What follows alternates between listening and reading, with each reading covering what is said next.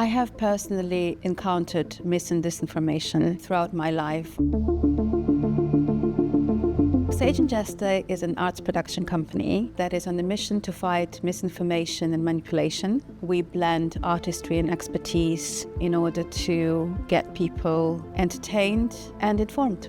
The company's ambition speaks for itself. We are creating something big, ambitious, bold, beautiful. We are almost 40 people at Sage and Jester. These are all incredible, talented professionals who have been at the top of their game in all industries that they come from. The ambition here is to bring people together, to unpack the potentially difficult and complex subject of mis and disinformation. The most important thing is the well-informed citizen.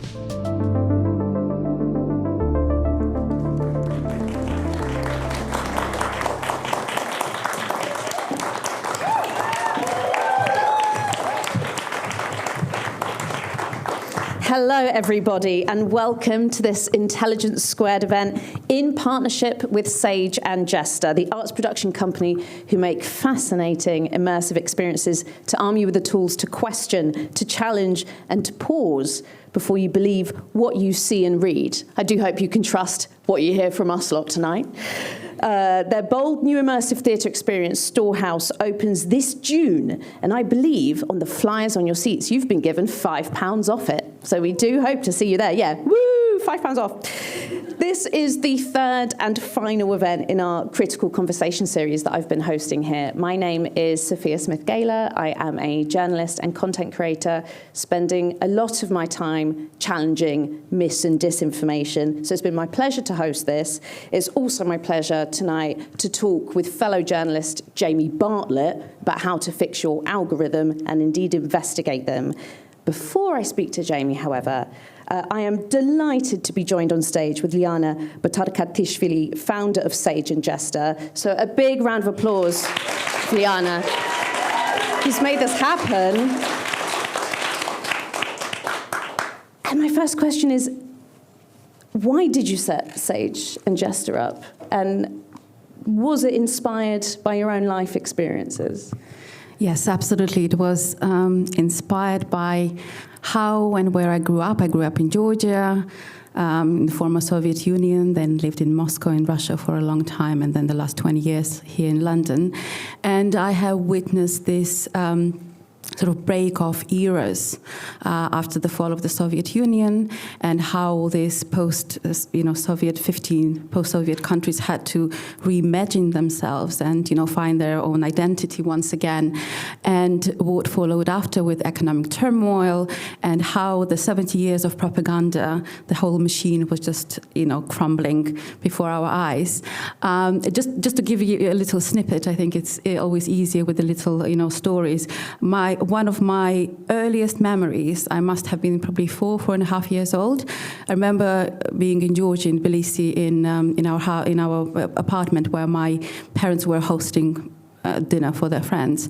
And one of the friends turned around and shared a political anecdote because, let's not forget, it was the propaganda machine was so strong that people were not allowed to share any political information for the fear of being prosecuted. So the way people would share their political opinions is through those jokes. And once this joke was, said at the table, one of the adults turned to me and said, "Do not repeat this at the nursery tomorrow."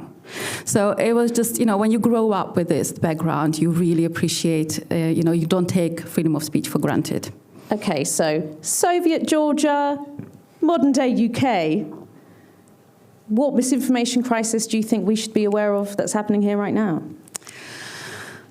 Well, I think it very closely ties in with the statistics that is, facts are such a stubborn thing. The number of democracies has been falling in the last 5, 7, 10 years. The number of autocracies has been rising. And I think it would be so weird almost to think that, there are certain nations that are more susceptible to propaganda or misinformation than others. I think from my perspective, where I come from, the democracy is such a big achievement, is such a big win that although flawed and imperfect, is definitely something worth fighting for. And I think having this experience from, Soviet era and seeing how quickly the freedom of information, the freedom of media can be taken away from you, just really shows how vulnerable democracies can be to the same thing. And if someone said to you, I'm too clever to fall for this kind of thing, what would you say to them? Well, first I would probably say, good for you. Please, can you share how you do this? Because you must know the secret, I don't. But seriously, though, I think it's, again, slightly missing the point. We are constantly surrounded by a lot of information. And I always say information is not just the news, not something that we read and see. It's architecture, it's religion, it's everything, we see. This space is information which conditions us in a certain way. And I think knowing how it works, knowing what it does to the way you think, you sit, you talk, communicate, is just, should be common knowledge. Liana, thank you very much for telling us about Sage and Jester's mission. You're going to watch a magic trick now. Liana, you're going to applause, and Liana's going to magically transform into Jamie Bartlett. So everyone clap.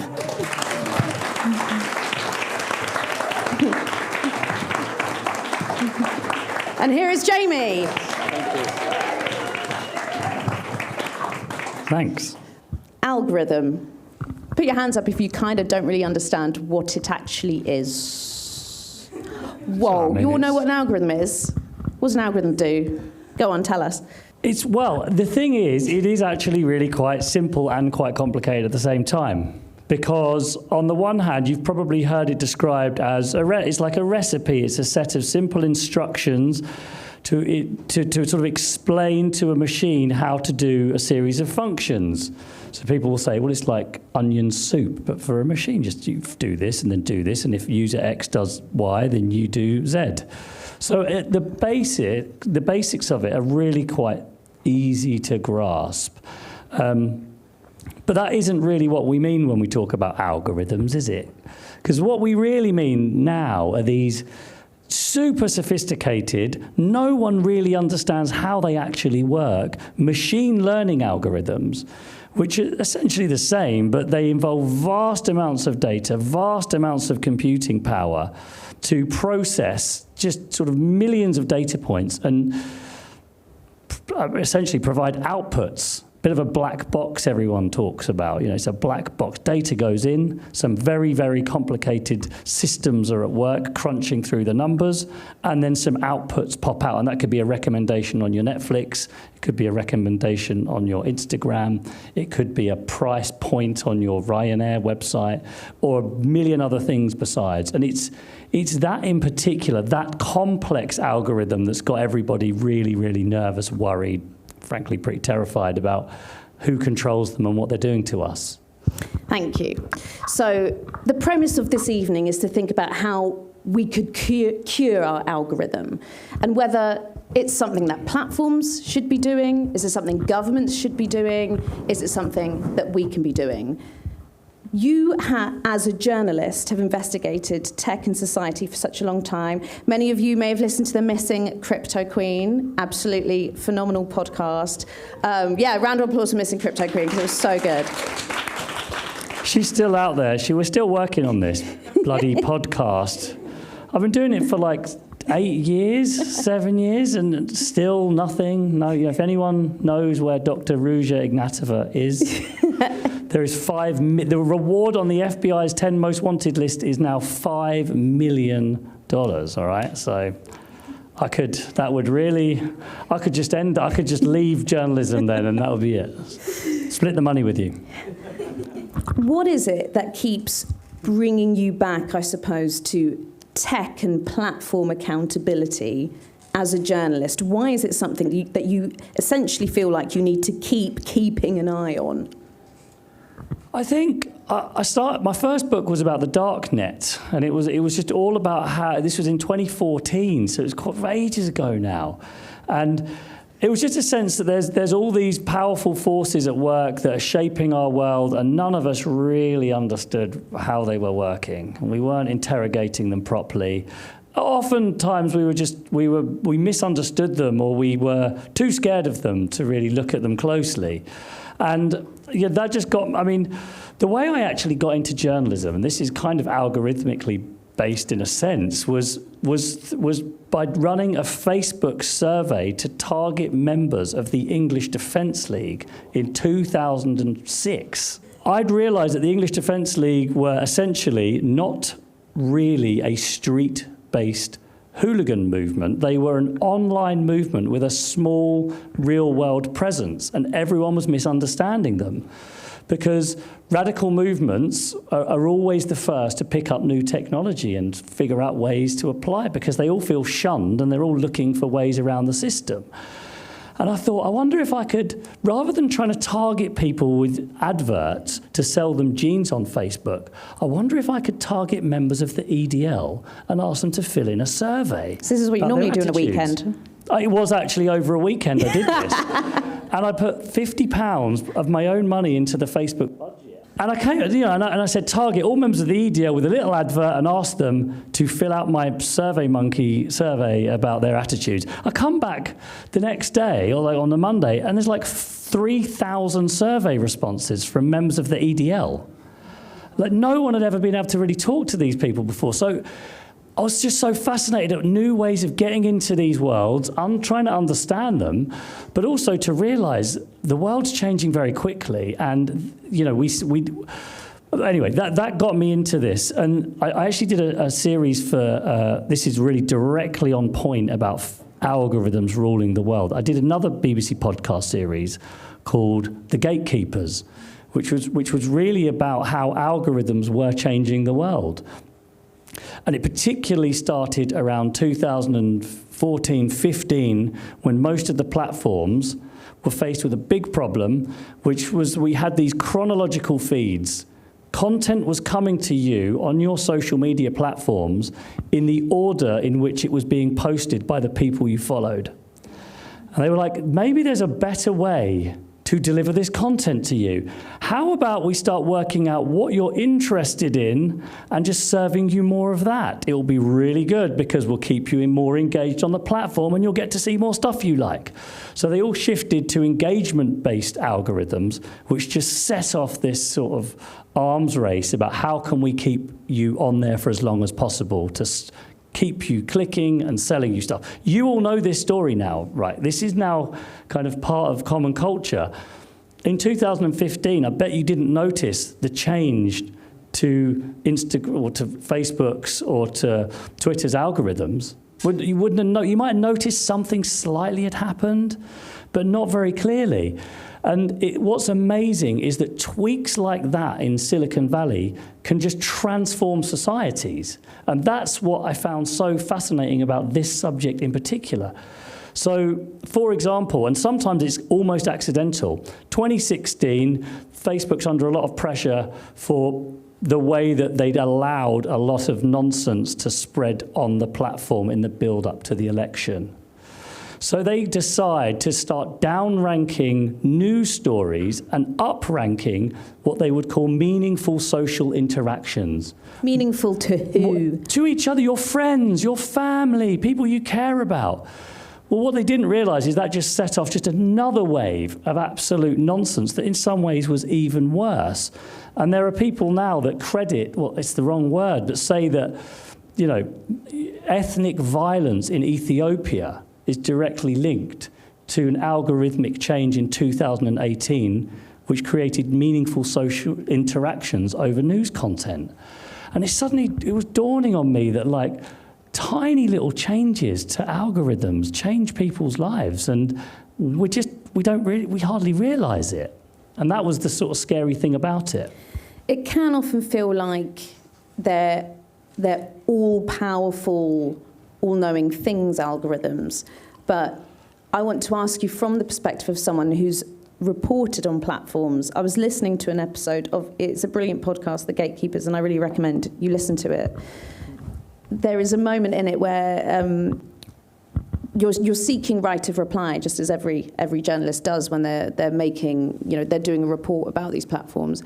And you had approached Flickr for right of reply, and in the recording you go, Flickr, and then there's a big pregnant pause, and then you go, said nothing. They didn't even want to respond to the BBC, who was putting forward claims it was making. Can you speak to the challenges of reporting on these platforms and actually getting them to tell you something? And has that changed in the course of your career? Oh man, these aren't the questions you sent me before. I'm so out of my depth here. That is a tough question. I'm willing to share that when I entered the space, which was primarily in the TikTok era, TikTok at the time were actually very fast and snappy delivering right of replies, probably because they thought, hey, we're a new entrant into the market. Yeah. We need to show that we're friendly or at least responsive to journalists. Yes, I mean, look, I you're right. I think the bigger, Flickr's not a good example, but the bigger tech platforms do have large media teams. They do care about their reputation. They won't give you straight interviews very often, but they will respond to your queries. And that hasn't changed too much. There's a bigger problem. The sanctioning power of places like the BBC is shrinking. Like, you can expose groups. Like, I tried to expose OneCoin and other crypto scams. And frankly, now the way that the media landscape has changed, that doesn't stop them. They can just carry on, and they can wear it as a badge of honor and just carry on scamming people. So there's a bigger problem generally about a lot of people don't need to reply because they know it's not going to affect them anyway. But the big companies do still care about their reputation and will still get in touch. But one of the things that I found, I don't know if anyone saw a series I did called The Secrets of Silicon Valley. It was quite a while ago now. And I actually interviewed Sam Altman before he was this global star that he is now. And we were talking about AI and the effects of AI on society. And I was very lucky to get an interview with him. I didn't really expect, because he was already running Y Combinator, which was a big startup company back then. I was saying to him, Sam, do you know, you're changing the world, you're building all this AI. What if people don't like what you're doing? Like, what rights do you have to sort of dictate how the world is going to go? And he's like, you're a very pessimistic person, aren't you? You know what? If you and the BBC take this approach, no one's going to take you seriously anymore. And he was really angry at me. I was just trying to ask my questions and try and do my job. And I think partly it was that the tech press does trade on access. To get the big hitters, you need to be kind of friendly to them. And he wasn't used to sort of quite aggressive questioning and took it really personally, as if I just didn't like him. So I think there's been an issue slightly with the tech press not being able to be as tough as they should be, because it's all about access. Of course, there was also, I don't know if it's still happening, but shortly after the Musk takeover of Twitter, now X, if you tried contacting the press team, you'd receive a poo emoji. I mean, he's just trolling that's a whole nother story. But it's the same thing, actually. This comes from the gatekeepers. More frustrating is for ordinary people. Like when I spoke to Abram in Ethiopia, his father had been killed, and Abram believes it was basically following rumours that had been circulating on a very big local Facebook group that was sort of anti-Tigrayan propaganda. And that was accusing his dad of basically being a militia and, a traitor. And he was murdered as a result of these posts. And he had spent weeks trying to contact the content moderation team, begging them to remove that post, saying, you don't understand what this will do here where I live. And just no response. So it's one thing for a journalist to get no response from people. Okay, that's a shame. I get to still broadcast it. There's a lot more non-responses going on that are far more serious for people. You've brought up Sam Altman. In the age of AI, when it comes to misinformation spreading online, Are you more worried? Less worried? I'm 1,000 times more worried, and I was already quite worried. How many of you are actually using, I bet it's like nearly all of you, are using a chat GPT or Gemini, a large language model somehow, just a little bit, just chatting to it occasionally? Yeah, a lot of people.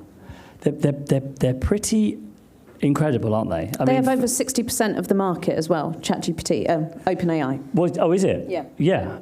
It sort of benefited from, it's not necessarily better at certain things, but it benefited from being first. It's like Absolutely. Hoover. It's synonymous now with large language models. If you thought it's kind of opaque how social media algorithms work, chatbot algorithms, the power of them, the ability to be personalized to you is absolutely just staggering. And the potential for it. Can I read you a tiny, okay, this is a little bit silly. I love being silly. I thought maybe you'd enjoy it. Here's a little thing I prepared earlier for you guys. So one of the problems with all the chatbots is obviously the ability to sound like a human in natural language. So it's one thing being, yes, pushed a video that you might like, but when you feel like you're talking to someone that really understands you and can relate to you, the power and the sway it can have over your opinion and your mood, I think, is quite staggering. And we are really not getting to grips with this yet. So I thought, okay, one of the problems with ChatGPT's 4.0 model is how sycophantic it is. Have you noticed that? It's just like, oh my God, it's just such a great question. Wow, you're brilliant. So I said, I think my name's Jamie Bartlett, and I shared all the work I'd done. And I said, don't you think I'm brilliant? Yeah, you're absolutely brilliant. You're such a distinctive voice in the world of technology. I said, yeah. Do you think I should be a national treasure, though? Because I kind of do think I should be a national treasure. And they said, well, you're still working on it, you know.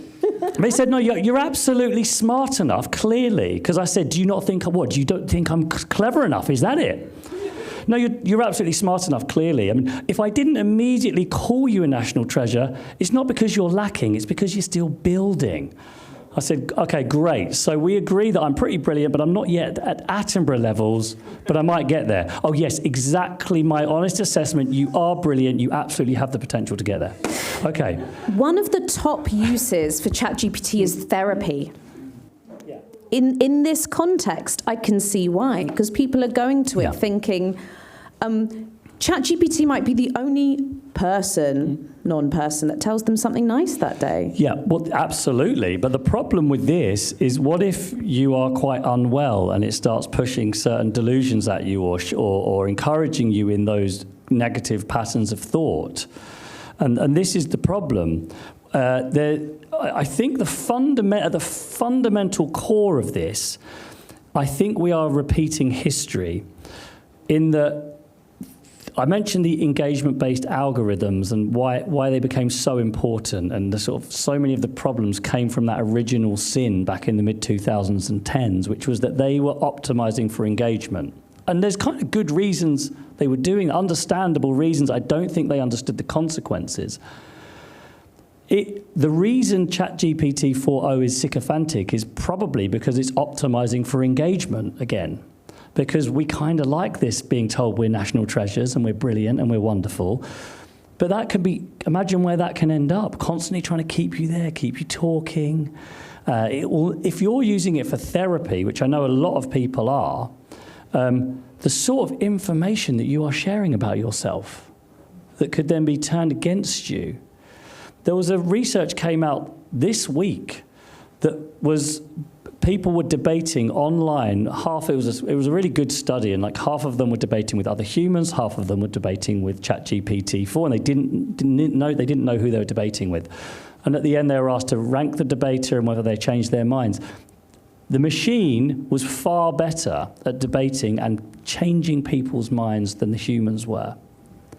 Isn't that quite a scary thought in the wrong hands, isn't it?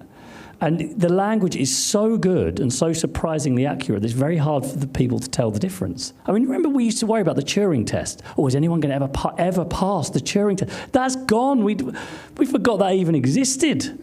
But there's potential. There's so many people working on clever solutions to this, because it's also been found some clever researchers took ChatGPT and went into some Reddit groups that were about conspiracy theories and started debating with them.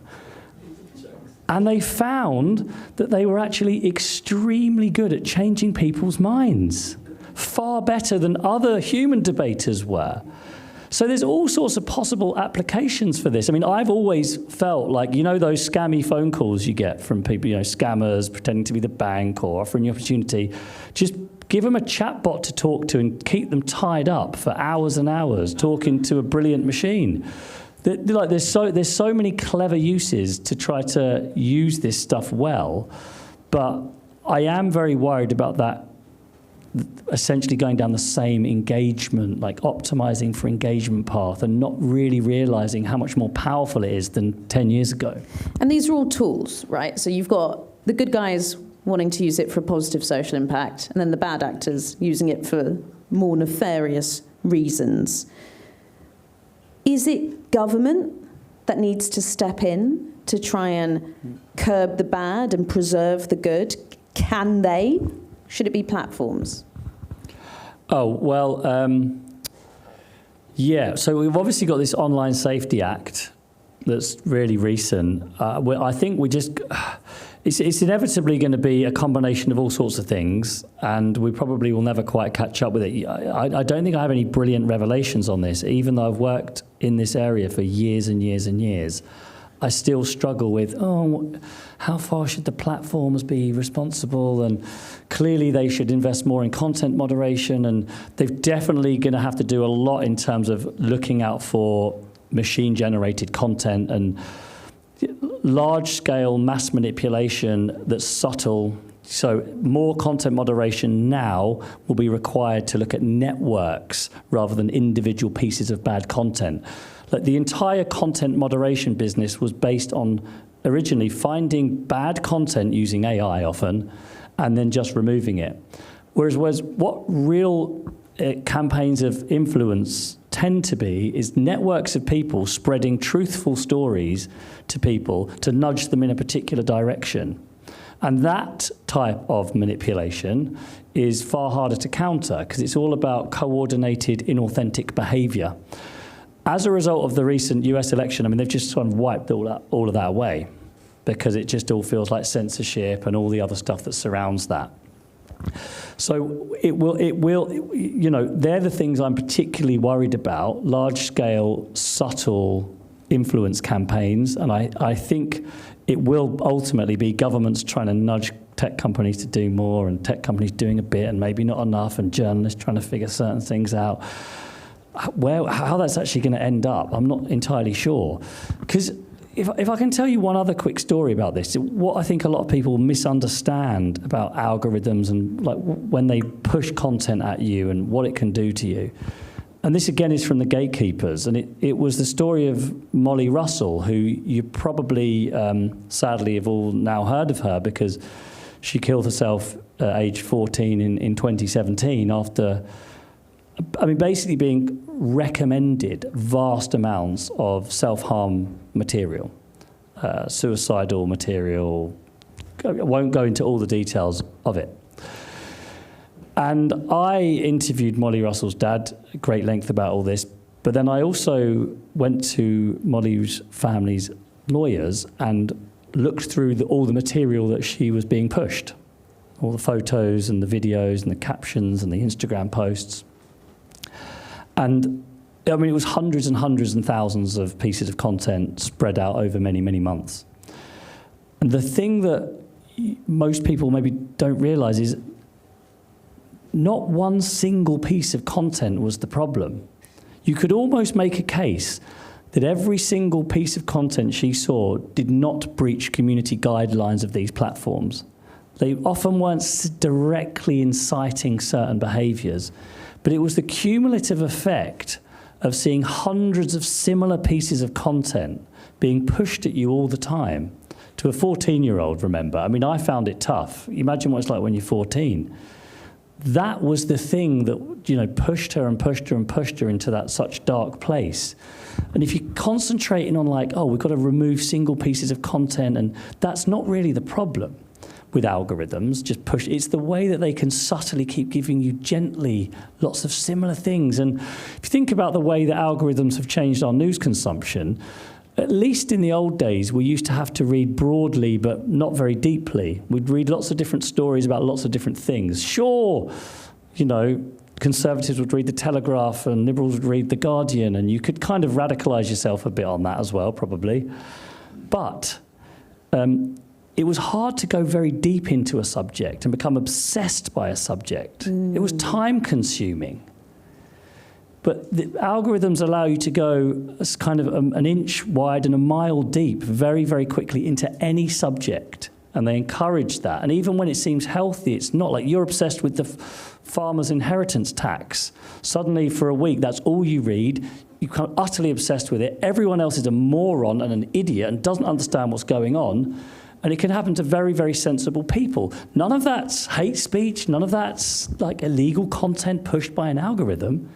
It's just this gentle nudging towards obsessional interest in certain things. And happened to Molly Russell, but I think in a dangerous way, but I think it's sort of happening to all of us. And I really think that's what the platforms need to try to get to grips with, especially as these tools are going to get even more powerful. And how were they going to stand up then to the criticisms that they have received of you're censoring me, you're suppressing me, when people say that algorithms have taken my content down, or they've shadow banned or suppressed me in a non-transparent manner? Well, they're not going to get it right, are they? Because people are always going to be angry about it. I mean, a lot of right-wing commentators felt like they had consistently been shadow banned in the lead up to this election and to the 2020 election in the US. And I think one of the problems with algorithmic curation of content is because no one really understands how the hell it works and how the decisions are made. It is very easy to call conspiracy straight away.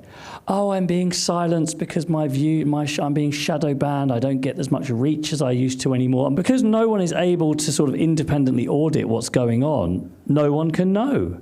So conspiracism spreads very quickly and easily.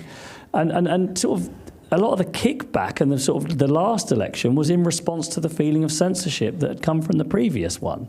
You're an algorithmic genius. Person, yeah. Yeah, you're an algorithm. Do you feel like you understand when your content's pushed in certain ways or not, and you sort of feel that being punished for certain words or phrases? Absolutely. Like my first book, which was about tackling sex misinformation, guess the problem there. One word that I had to repeatedly misspell as segs in any content that I made. And I made the decision to do that because it was me against the algorithm, and it's more important to amplify my journalism than it is to spell a word correctly in the English language. But other people disagree with that. They say, why should I be self-censoring in order to get past an algorithm? It's a different decision that people make.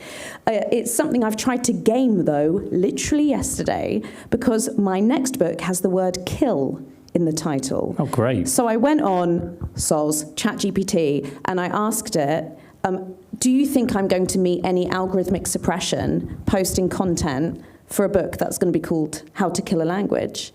And it gave me actually excellent, or it seemed to be excellent advice for how I could mitigate against that, which was whenever I mention that title to always contextualize it. Because think about it, there is an algorithm who is going to make the wrong decision because there's not enough context for it to make a better one. So the advice was to always say, my book, How to Kill a Language, rather than just sort of popping the title out there with no context. So I completely agree with you. You can game it if you know how to mitigate against an algorithm getting confused, essentially. Yeah. But most people don't know that. Would it be a positive design measure for a platform to take to be like, your content's been taken down, this is why. Word trigger, this. Violation, this specific one. Do you think that could help? Well, it would help you, and you could, then you could retrain it. But yeah, I mean, the content moderation, and not just content moderation, but content ordering and filtering, because we all so many of us, our careers sort of depend on it, and adult social lives depend on it. It could create such a feeling of helplessness. And a sadness that you've got to try to sort of satisfy the machine somehow. But we're all weirdly sort of living through it. I mean, I think we might be entering a bit of a golden age of reverse engineering of algorithms. So the incredible AI tools available allow us to start working out how algorithms are sort of controlling us. So you can say, like, we know, for example, that certain airlines or certain products will be sold at different rates if you've looked at them before, or if you're in certain locations, or if you're using certain computers. And you can quite easily train an AI agent to circumnavigate that and create accounts for you so you are being charged cheaper. And we're entering this weird sort of algorithmic race where we are going to use AI all the time to try to game the big companies' AI to get better deals for ourselves, which they're going to then try to work out how we're doing that as well.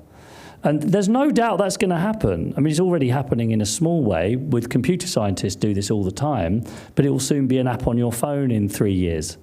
And it will just be natural, because what AI algorithms are doing are reducing all this complex stuff to natural language. So you just type in, like, help me find better insurance by using an AI agent to trick, and they'll just figure out a way to do it for you.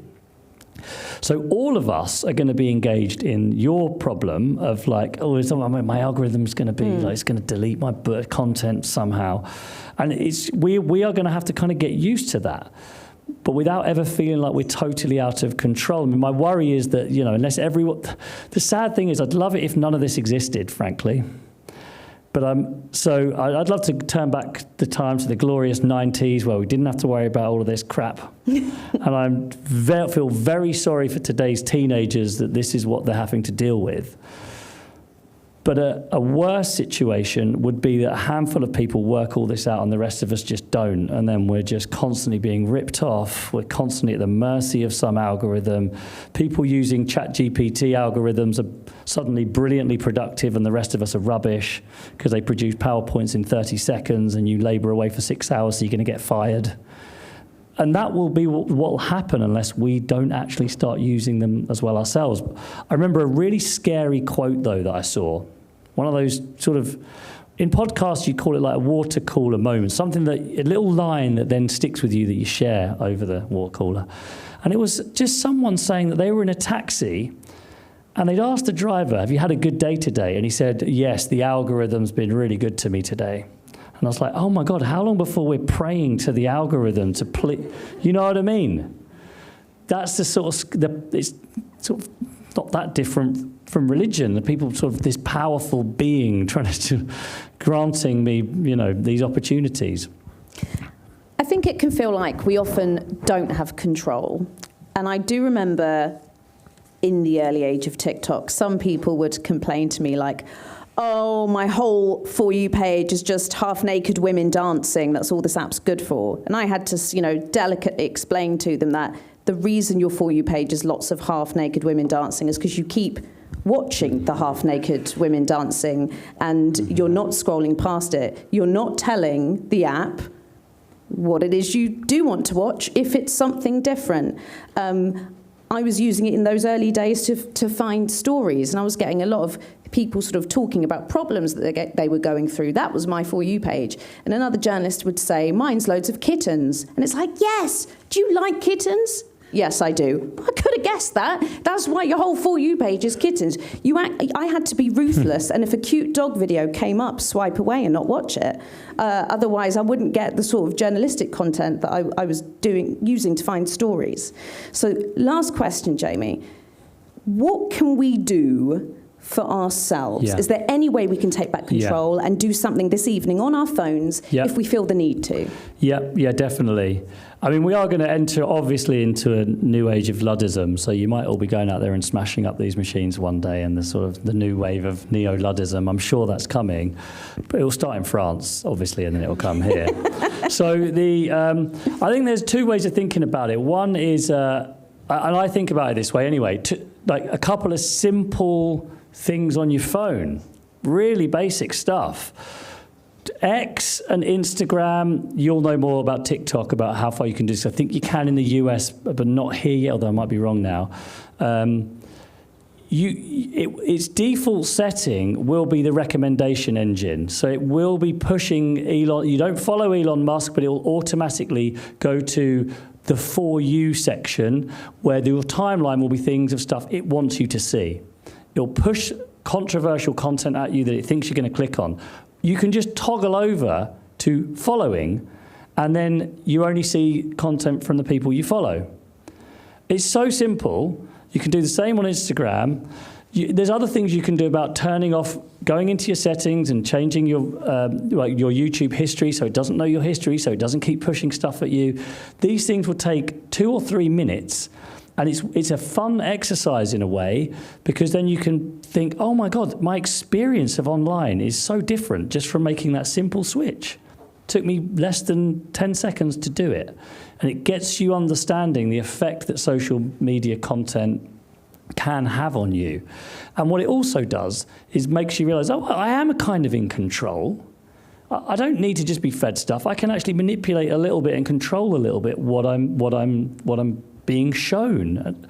So that is extremely simple to do. There's obviously bigger things, and we could talk about education and the importance of critical thinking, and we talked about this for years, and nothing ever really seems to happen. But I would advise everyone as well to look at themselves. We are so quick to blame every other idiot for falling for propaganda, sharing fake news, just being led by, any old nonsense. And I guarantee everyone in here has also done it. Like, maybe I sometimes see the things I share, indignantly share, and then I'm like, am I the problem? Have I been pushing inflammatory stuff? I mean, I might agree with it, but seen from the perspective of somebody else, I probably look like a right annoying little git. And all I'm doing is stirring the pot and making things worse. So just look at yourself. And if I can say one thing as someone with small kids as well, everyone's worried about their kids doing this stuff. I stand in the queue of parents who are complaining worried about their kids, and they are all on their phones all the time.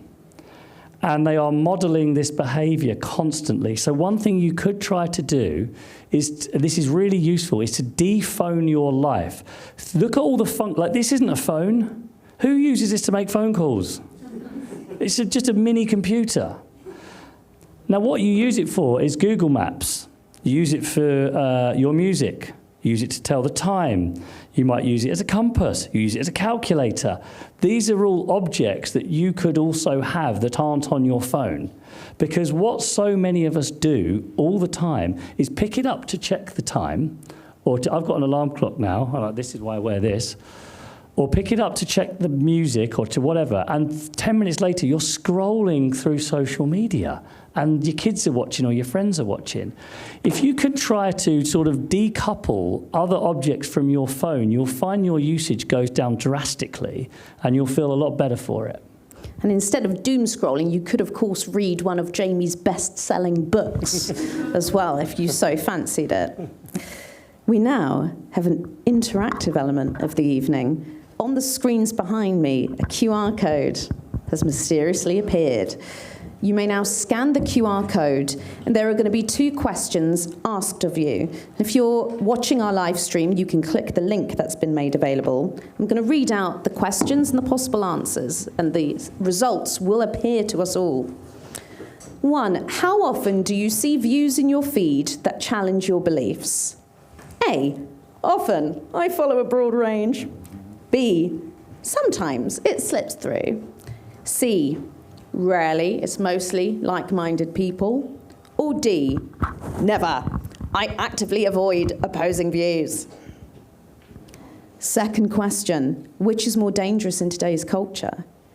A, misinformation spread seriously. B, misinformation spread as a joke. C, people who can't tell the difference. Or D, our favourite social media algorithms. Question 1 results are on screen right now, and I'm going to be asking you, Jamie, for your reaction to them. How often do you see views in your feed that challenge your beliefs? Most people think sometimes it slips through. Is that accurate? Yeah.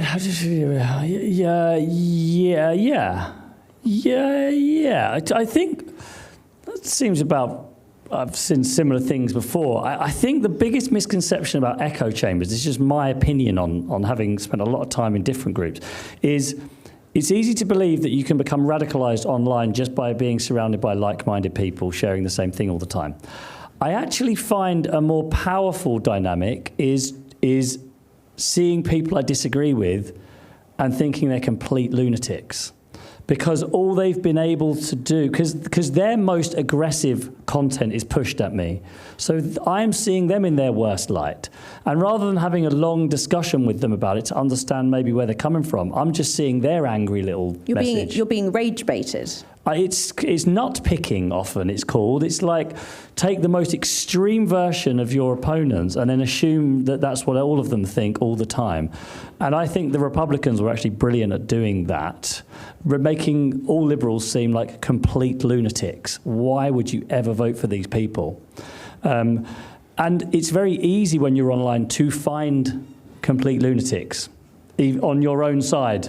Of course. And so I'm not even sure whether the problem with echo chambers is that it's just people you agree with. It's like, do you really take seriously the opposing views and actually try and listen or maybe understand where they're coming from? This could be a great use of AI. Like imagine I am a member of the English Defence League, curate my news feed, tell what am I feeling? How do I consume? Trying to get into someone's head and understand how they see the world.